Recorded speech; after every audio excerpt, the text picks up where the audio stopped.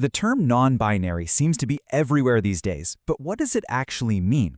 Well, today we're going to peel back the layers and really dig into the history, the language, and why understanding gender beyond a simple male-female divide is so important. So let's just dive right in with the big question. The word itself might feel really modern, but it actually points to a human story that's much, much older and way more complex. To really get it, we need to build a clear foundation. So first up, let's get right to the core concept. What are we actually talking about when we say someone identifies outside of the gender binary? At its heart, non-binary is what you'd call an umbrella term. It's for anyone who doesn't feel like they fit into the neat, exclusive boxes of either man or woman. This could mean identifying with parts of both or neither, or even a gender that feels completely separate. It's all about challenging the idea that there are only two choices. Now, it's really easy to think this is some new phenomenon, a product of the internet age. But here's the thing. While the word non-binary is pretty modern, the idea of gender existing beyond just two categories, that is ancient. And this isn't just some vague, abstract history. We're talking about documented facts.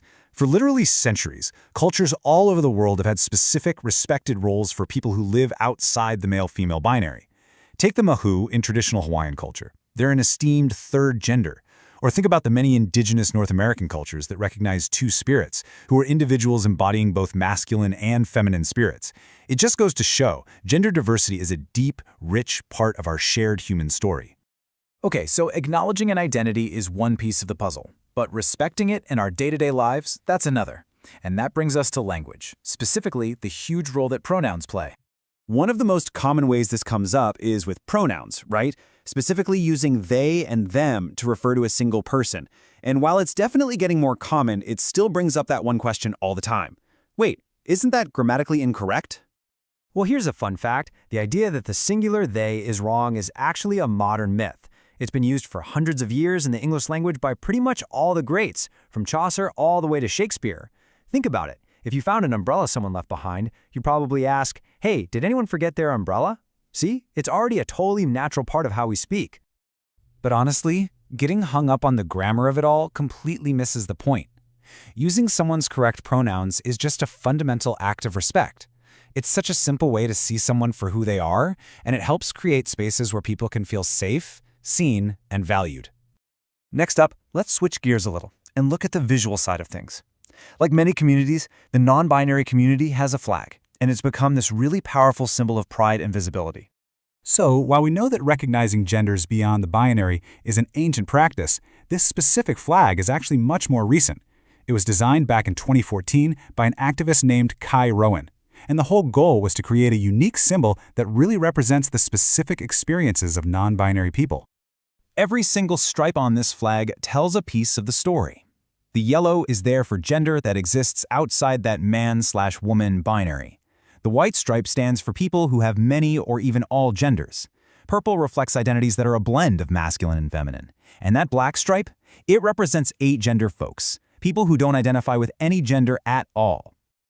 All right, whenever an idea gets more visibility, you know what happens? Misconceptions and myths start to pop up. So let's do a little myth busting and separate the fiction from the reality. Okay, first up, the big one. The myth that being non-binary is just a phase or some fleeting social media trend. But as we've already seen, the reality is that this is an identity rooted in centuries of human history all across the globe.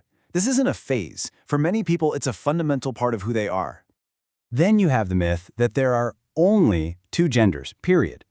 The reality is that while biological sex is obviously a factor, gender, our own internal sense of self, is a really complex social construct, and countless societies throughout history have built their entire cultures around recognizing more than just two genders.